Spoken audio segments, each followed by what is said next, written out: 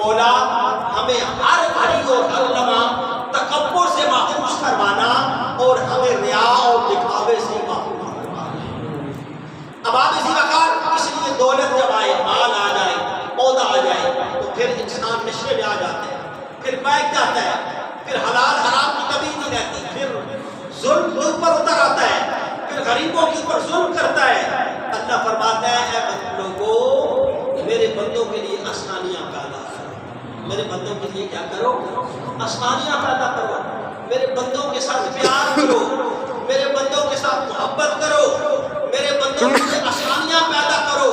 لا یرحم اللہ من لم یرحم الناس، تم میرے ان بندوں کے اوپر رحم کرو، میں آسمان والا تمہارے اوپر رحم کروں گا۔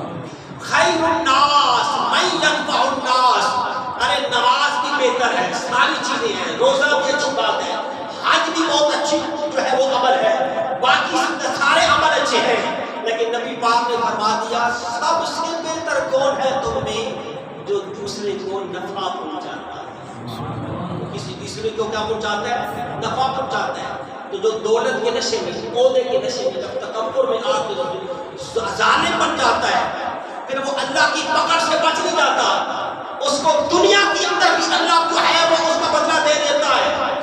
وَلَا تَحْسَبَنَّ اللَّهَ غَافِلًا عَمَّا يَعْمَلُ الظَّالِمُونَ إِنَّمَا يُؤَخِّرُهُمْ لِيَوْمٍ تَشْخَصُ فِيهِ الْأَبْصَارُ، اللہ غافل نہیں ہے ظالموں کے کاموں سے، تھوڑی مہلت دیتا ہے اور اس دن تک جس دن ان کی آنکھیں پھٹی کی پھٹی رہ جائے گی، اس دن انہیں پتہ چل جائے گا۔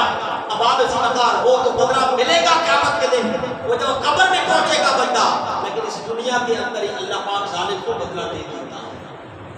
حضرت ابو ہریرہ رضی اللہ تعالیٰ عنہ اس حدیث کے راوی ہیں، صحابہ کرام تشریف فرما دو، اور حضور نے پوچھا بتاؤ سب سے زیادہ میری امت میں غریب کون ہے؟ سب سے زیادہ میری امت میں غریب کون ہے؟ تو صحابہ نے عرض کی جیسا کہ ہمارا یہی مائنڈ ہوتا ہے، ہم اسی کو غریب سمجھتے ہیں جس کے پاس گھر نہیں ہے، دولت نہیں ہے، جس کے پاس کوئی جو ہے پہننے کے لیے کپڑے نہیں ہیں، ہم اسی سمجھتے ہیں غریب ہے، اسی کو سمجھتے ہیں کہ جس کے پاس کچھ کھانے کے لیے نہیں ہے۔ تو صحابہ نے یہی عرض کی کہ یا رسول اللہ جو جس کے پاس مال و دولت نہیں ہے وہی غریب ہے؟ فرمایا نہیں۔ تو صحابہ نے عرض کی یا رسول اللہ پھر آپ ہی فرمائیں وہ کون ہے؟ فرمایا قیامت کے دن سب سے زیادہ میری امت میں غریب وہ ہوگا کہ جس کے پاس نیکیاں اونٹ پہاڑ کے برابر ہوگا۔ کتنی؟ اور جو اب آپ وہاں اونٹ پہاڑ دیکھا ہے کو معلوم ہے اللہ پاک سب کو وہاں اس جگہ پہ نہیں ملا۔ اونٹ پہاڑ وہ فرماتا ہے ہم اس سے محبت کرتے ہیں یا ہم سے محبت کرتے ہیں؟ اونٹ پہاڑ کی بڑی فضیلت ہے، اور بڑا آپ جو اب آپ گئے ہیں اتنا بڑا پہاڑ ہے۔ فرمایا اب اونٹ پہاڑ جتنی نیکیاں ہیں قیامت کے دن آئے گا تو حضور فرمایا کہ وہ پہاڑ اونٹ پہاڑ کے برابر اس کی نیکیاں ہوگی، لیکن کیا ہوگا؟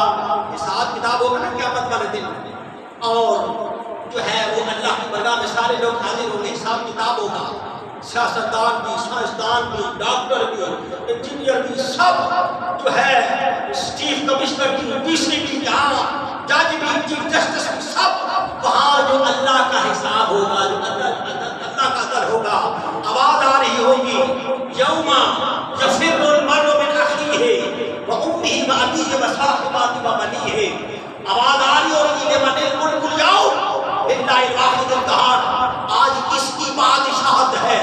اس دن ان بڑے بڑے عہدیداروں کو پتہ چل جائے گا کہ جو اپنے عہدے کے اوپر بیٹھ کر کرپشن کرتے ہیں، ان کو نقصان پہنچاتے ہیں، غریبوں کے اوپر ظلم ڈھاتے ہیں، اور بڑے بڑے قاتلوں کو اور بڑے بڑے ظالموں کو چھوڑ دیتے ہیں۔ فرمایا اس دن جب وہ اللہ کی بارگاہ میں جائیں گے، حضرت ابو ہریرہ روایت کرتے ہیں، فرمایا وہ شخص جس کی نیکیاں اونٹ پہاڑ کے برابر ہوگی جب اللہ کی بارگاہ میں آئے گا، اور وہ لوگ جس کے اوپر اس نے ظلم کیا ہوگا، کسی کو تھپڑ مارا ہوگا، کسی کو مکہ مارا ہوگا، کسی کو گالی دی ہوگی، کسی کے ساتھ کوئی ظلم کیا ہوگا، وہ سارے وہاں لائن میں آ کے کھڑے ہو جائیں گے۔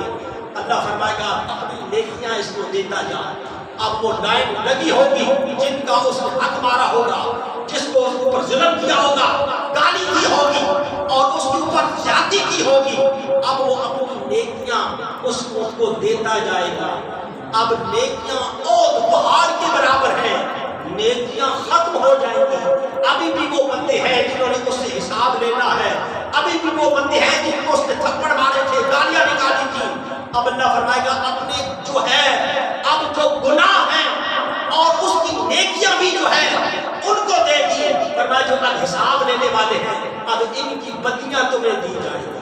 وہ بدیاں ان کی اس بندے کو دی جائے گی جو اوج پہاڑ کے برابر نیکیاں لایا تھا لیکن لوگوں کے اوپر ظلم کرتا رہا۔ فرمایا قیامت کے دن اس کی ساری نیکیاں لوگوں کو دی جائیں گی۔ حضور نے فرمایا میری امت میں سب سے زیادہ غریب وہ ہے، میری امت میں سب سے زیادہ غریب وہ ہے۔ اس لیے عوام اقتدار ظالم اللہ کی پکڑ سے بچ نہیں سکتا، اس لیے کہ اللہ فرماتا ہے کہ میں ان کے کاموں سے غافل نہیں ہوں، تھوڑی مہلت دیتا ہوں۔ تلک الایام نداولها بین الناس، اس آیہ مبارکہ کے تحت مفسرین نے ایک واقعہ لکھا ہے۔ اس لیے ہمیں اس کے اندر تعلیم ہے ہمارے لیے کہ اللہ پاک ہمیں جب عہدہ دے، جب اللہ پاک ہمیں مال و دولت عطا فرمائے، جب اللہ رب العزت ہمیں کوئی بڑا مرتبہ عطا فرمائے تو اس کو اپنی طرف نسبت نہیں کرنا کہ یہ میرا کمال نہیں ہے۔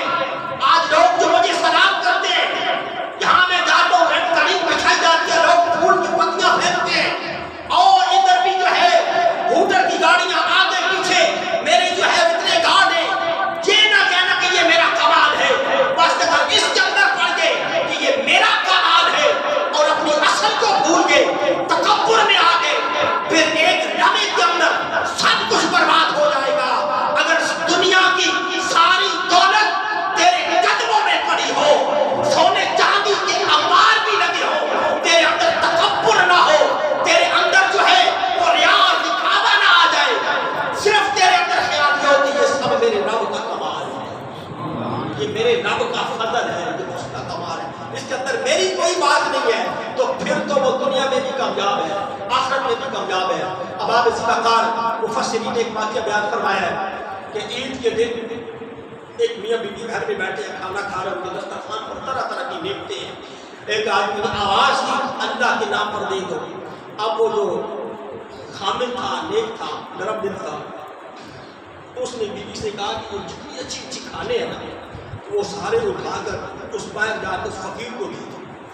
اب وہ جو عورت بھی تھی وہ بھی بڑی نیک سیرت تھی اور نرم دل والی تھی۔ اللہ پاک نرم دل والوں کو پسند فرماتا ہے۔ قرآن میں کہا جہاں آتا ہے نا بل یتلطف، وہاں بھی یہی بیان فرما کہ نرمی کرو۔ اللہ کا ایک نام ہے علیم، علیم، علیم کا معنی بردباری، تو اللہ نرمی کرنے والوں کو پسند فرماتا ہے۔ اب سوال یہ پیدا ہوتا ہے کہ جب وہ عورت آئی، اس نے وہ جو کھانا لے کے آئی، اس بندی کے اوپر نظر پڑی تو اس کو دیکھ کر چیخ ماری اور بے ہوش ہو گئی، کھانا تو وہیں رہ گیا، فقیر آگے چلا گیا۔ اس کو بعد میں ہوش آیا، خامد اندر لے کے گیا، پوچھا اللہ والیے کیا ہوا ہے؟ میں نے تمہیں کہا فقیر کو جا کے کھانا دے، تم جا کے بے ہوش ہو گئی، معاملہ کیا ہے، اس کے اندر راز کیا ہے؟ اس نے کہا اصل بات یہ ہے کہ اسی طرح ایک عید کا دن تھا، یہ جو شخص آیا ہے یہ میرا پہلا خامن تھا، آپ کو پتا ہے میں پہلے کسی اور کے نکاح میں تھی۔ اس بندے نے کہا مجھے پتا ہے، کہا اسی طرح عید والے دن ایک بندہ فقیر آیا، دروازے پہ دستک دی کہ اللہ کے نام پر دو، تو یہ میرا خامن جو پہلا خامن تھا یہ بڑے تکبر میں آیا اور اس کے اوپر جا کے ظلم کیا، دھکے دے کر اور اس کو گھر سے نکال دیا۔ اب آپ ذمہ یاد رکھیں، وہ میاں صاحب کا اللہ جانتا ہوں کا شعر ہے، مجھے یاد نہیں ہے کہ ڈھا دے مسجد، ڈھا دے مندر، ڈھا دے جے کچھ ڈالتا ہے پر دل نہ ڈھا دی، دل میں جس کو نہ رب رہتا ہے۔ حدیث پاک میں لا یسعونی ارضی ولا سمائی ولکن یسعنی قلب عبد المؤمن۔ آپ فرمایا کہ اللہ فرماتا حدیث قدسی ہے، نہ میں آسمانوں میں سماتا ہوں نہ زمین میں سماتا ہوں، میں بندہ مومن کے دل میں سما جاتا ہوں، اس لیے کسی کا دل نہیں توڑنا چاہیے۔ اب وہ فقیر تھا، دل ٹوٹ گیا، چلا گیا۔ فرمایا اس جو امیر شخص تکبر میں آ کے اسے دھکے دے کر گھر سے نکال دیا، اس نے اللہ کے نام پر کچھ کھانا مانگا تھا، اس نے دھکے دے کے نکال دیا۔ فرمایا بس ایسے تھا، بس اتنی دیر لگی، اس کا سارا مال برباد ہو گیا، اس کے نوکر چاکر ملازمین سب وہ ختم ہو گئے، گیا، مال و دولت تباہ و برباد ہو گئی، بھیک مانگنے پہ آ گئے، مجھے طلاق دی، پھر میں تمہارے نکاح میں آئی ہوں، میں اس کو دیکھ رہی تھی، اس کے بعد اتنی دولت تھی، اب وہ دوسرا حامل تھا، اس نے کہا پھر اور مزے کی بات نہ بتاؤں، وہ جو فقیر آیا تھا نا تمہارے گھر میں مانگنے کے لیے، وہ میں ہی فقیر تھا۔ اب دیکھو کہ پھر اللہ پاک نے اس کو کیا ظالم کا کیا انجام کر دیا ہے، اور اللہ نے مجھے کیا مقام عطا فرمایا۔ اس جواب کا سبق یہی ہے اس کے اندر کہ جب اللہ کو مال دے، عہدہ دے، دولت دے، حکومت دے، تو پھر بندے کو اپنی اصل نہیں بھولنی چاہیے، اپنی اوقات نہیں بھولنی چاہیے، صرف اپنے آپ کو نہیں سمجھتے تھے کہ میں ہی اہل کل ہوں، بلکہ حضرت غوث پاک شمشیر بغداد فرماتے ہیں بہت بڑا نیک بن جا، بہت بڑا پرہیزگار بن جا، بہت بڑا عالم مفتی شیخ الحدیث پیر بہت بڑا بن جائے، کوئی بہت بڑا انسان بن جائے، پھر بھی کوئی نہیں دوسروں کو اعلیٰ، اپنے سے دوسرے کو اعلیٰ سمجھے۔ غوث پاک کہتے ہیں اس چیز کا نام تقویٰ ہے، دوسرے بندے کو